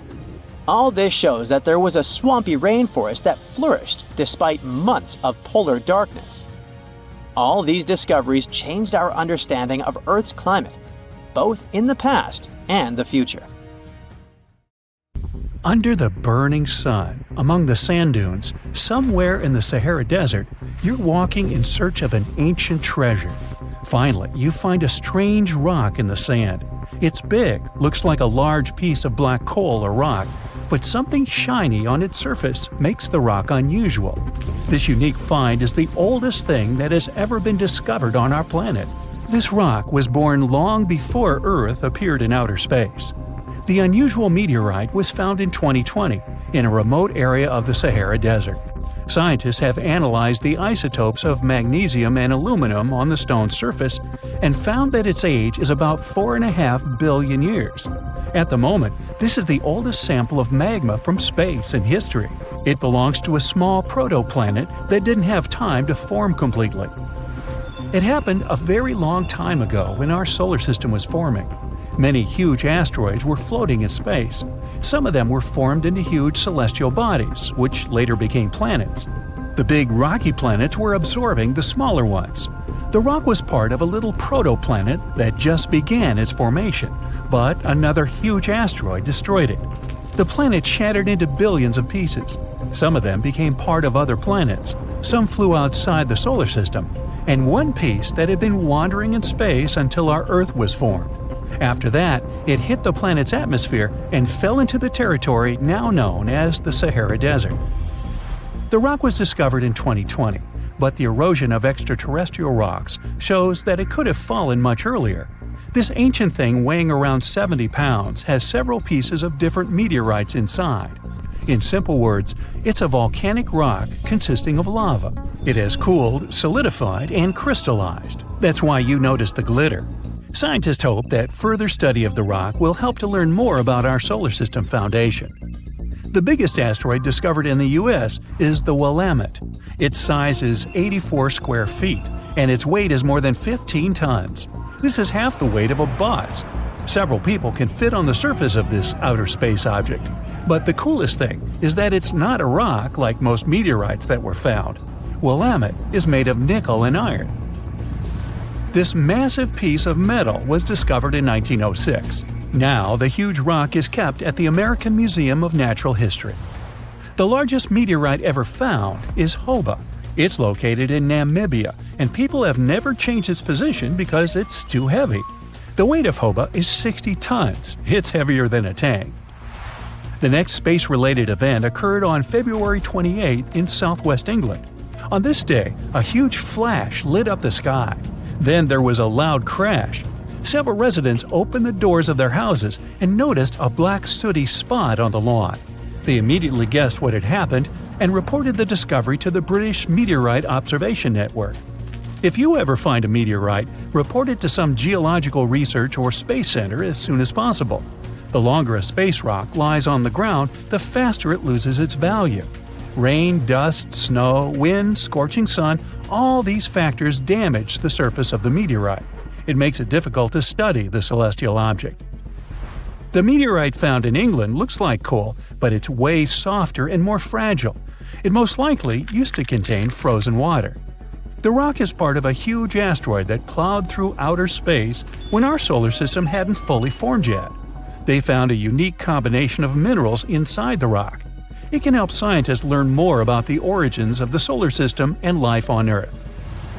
Now we're heading to Germany, to the small town of Nördlingen. A huge ancient meteorite's hidden here. It's very difficult to notice it unless you know the secret of this town. You're walking along the cozy little streets and looking at the buildings with beautiful architecture. You spend the whole day there and don't find anything that reminds you of a meteorite. To solve the mystery, you need to get out of town. So you climb a high hill and see that the city is located inside a pit. For a long time, locals were sure the house was located in the crater of an extinct volcano. If you look at the houses from a certain angle, you may notice an unusual shining coming from them. In the middle of the 20th century, a group of geologists came here and immediately declared that the crater doesn't look like a volcanic one. The town was built on a huge crater left by a meteorite. The huge celestial body fell here about 15 million years ago. It was so hot that the carbon bubbles inside instantly turned into small diamonds. When people were building this city, they didn't know they were using expensive stones, since the diamonds were hardly visible. The locals never attached importance to the fact that the city walls shine unusually in the sun.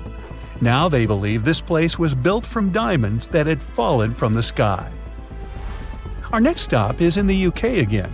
This time the rocks are of an earthly origin. The famous Stonehenge. People place circles of rocks here in a certain order. Everyone knows about this archaeological monument, but no one knows the reason for its creation for certain. Another construction built out of mysterious rocks was discovered just 2 miles away. It's called Superhenge. It's bigger, heavier, and takes up more space. Each plate here is 15 feet, which is about the height of 2 floors. Once, the stone stood vertically and formed a huge semicircle. But someone pushed the stones over about 4,500 years ago. It was a college prank. No, not really. That's why they couldn't be detected for a long time. Scientists still can't solve the mystery of Superhenge, but they believe the standing vertical stones were part of some huge monument. Some other amazing rocks are located in the south of Costa Rica. There are big ones, the size of a human, and there are smaller ones, the size of bowling balls. And they all have a perfectly round shape. These giant rocky spheres were created by people. It must have taken years of polishing using stone tools to get the perfect round shape. These balls are incredibly heavy, but can easily roll like a basketball. All the rocks are of a different age. Some of them were created about 2,500 years ago. Most of them are made of molten volcanic magma. Until now, scientists don't know for what purpose these stones were used. They were found in different parts of Costa Rica, near big cities. It's possible that ancient civilizations installed them specifically to show the greatness of local kings. Also, Many experts believe the rocks were used as a tool for studying astronomy. The people who knew their purpose of the rocks had disappeared, and the history of the stones was lost along with them. Let's finish our journey with the coolest archaeological find. You're walking through the desert of Peru and climbing a low hill. You look down and notice the surface of the hill is covered with strange lines. You walk far away and see a huge cat on the hill. Such a drawing is called a geoglyph. Its length is around 120 feet, which is about half the size of a Boeing commercial jet. Archaeologists discovered the giant cat in 2020 and found out that it had been created somewhere between 200 and 100 BCE. This huge drawing is part of a mysterious group of different pictures. In addition to the cat, there are other animals, plants, and fantastic figures. All of them were found in the desert of Peru. The kitten was found by chance. Archaeologists didn't see it at first because natural erosion on the hillside had almost erased the silhouette. We all grew up believing that Stonehenge is the world's most ancient observatory, but now it has some serious competition for the title. Nabta Playa was built more than 2,000 miles away in southern Egypt and thousands of years before Stonehenge and even the pyramids of Giza. In 1973, a Bedouin guide stumbled upon a strange group of huge stone formations while crossing the Sahara Desert. He led American archaeologist Fred Wendorf to the site, located about 60 miles from the Nile. Wendorf's friend and colleague claims the team found the stones while stopping for a bathroom break in the desert. Either way, what they found changed history. At first, Wendorf thought the stone structures were just natural formations, but then it hit him. This area was once a lake, meaning no natural rocks should even be there. He kept coming back to the site for decades, and by the early 1990s, his team finally uncovered a circle of stones that seemed to line up with the stars in a way no one could explain. After 7 long years of trying to crack the mystery of the site, Wendorf reached out to an expert in archaeoastronomy. They study how ancient people used the stars. One evening, while the expert sat in the cool desert sand staring at the stones, he realized that they formed a pattern radiating outward from a massive burial mound. One by one, as they dug into the sediment, the buried megaliths started lining up like spokes on a wheel. The team had already used radiocarbon dating to test samples from fire hearths and tamarisk wood roofing found inside the stone circle. Nabta Playa had dozens of standing stones, all a few feet tall. Some of them lined up exactly with the sunrise on special days, and others matched up with bright stars in the sky. Inside the big circle, there were 6 special stones that may have been used for rituals or marking important times of the year. Around them, 29 standing stones might have worked like a simple calendar to help people know when it was time for something important, like the summer solstice, the longest day of the year. When the sun rose in just the right spot, it was a sign that the rainy season was coming. The stone circle once aligned with the brightest stars in the northern sky: Arcturus, Sirius, and Alpha Centauri. Some stones even pointed to the constellation Orion. By tracing Arcturus's movement across the sky, they figured out that it matched perfectly with the circle around 4800 BCE. That means it was the oldest astronomical site ever discovered. And the people of Nabta Playa may have been watching the stars thousands of years before telescopes were even invented. It looks like it had a huge meaning for people living and traveling through the desert. Over 10,000 years ago, the long, cold, and dry ice age that lasted for tens of thousands of years was finally fading away. Northern Africa got massive monsoons and rains that filled up seasonal lakes. So, parts of the desert turned into short-lived oases. For the nomadic people who roamed this harsh land, these summer rains were everything. Their entire way of life revolved around cattle. When archaeologists opened the central tomb at Nabta Playa, they dug up cattle bones and even a massive rock carved into the shape of a cow. The people who built it used the stars to guide them and find hidden watering holes like Nabta Playa, which likely held water for about 4 months a year. starting with the summer monsoons. But there was no North Star back then, so instead, they navigated using bright stars and the way the sky seemed to spin in circles above them. When the lakes were full, the standing stones would be partly submerged, and from the western shore, you would see the reflection of the stars on the dark water. Nabta Playa is way less famous than Stonehenge, perhaps because its stones were buried and the famous site in England was open to visitors for thousands of years. Sadly, when Nabta Playa did become famous, some tourists ruined parts of it by moving stones around, which messed up the ancient star alignments. To protect it, the authorities moved everything to a museum where people can see the stones and the carved cow statue without damaging them. The Egyptian Observatory isn't the only construction similar to Stonehenge. It has versions that were used for different purposes, from Germany and France to the US and the Andes in northern Peru. This last one is actually one of the oldest big structures ever built in this region. The circular plaza is made of two giant stone walls arranged in a ring. It was likely used for ceremonies and gatherings. Scientists have carbon dated it to be about 4,750 years old, which means it was built before the Great Pyramids of Egypt and Stonehenge. The plaza had two entrances and a special layer of clay, soil, gravel, and charcoal underneath. It was carefully planned and built.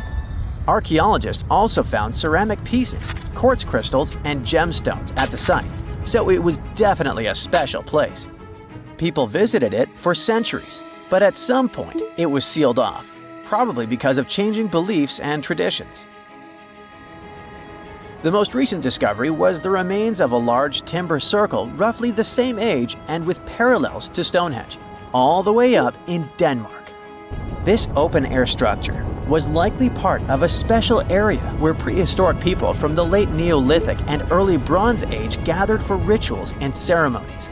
The circle was made up of 45 giant wooden posts, forming a huge ring about 100 feet wide. The wood is gone now, but scientists believe tall timbers once stood in the holes and created an impressive wood henge.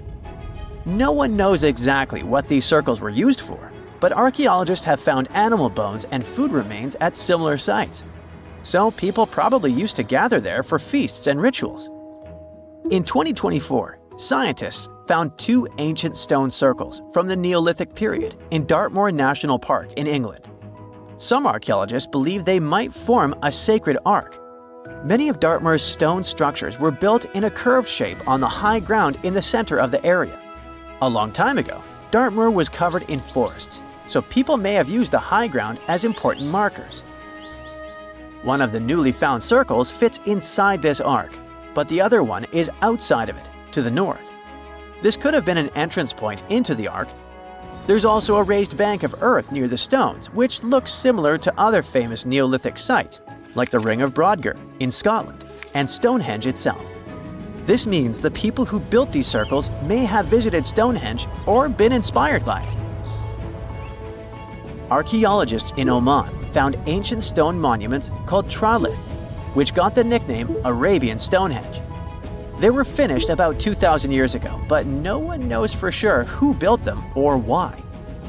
Scientists also found stone hand axes that are incredibly old, between 300,000 and 1.3 million years old, from the time when the first humans left Africa. At another site in central Oman, archaeologists discovered a Neolithic tomb from around 5,000 to 4,600 BCE. There are two chambers with the bones of dozens of people inside beneath a giant megalithic structure. Nearby, they also discovered rock carvings that were made by people who lived in the area. And then there is another Stonehenge look-alike, this time in Saudi Arabia, that was used as an apartment complex thousands of years ago. Archaeologists discovered a total of 345 stone circles by looking at aerial photos of a lava field.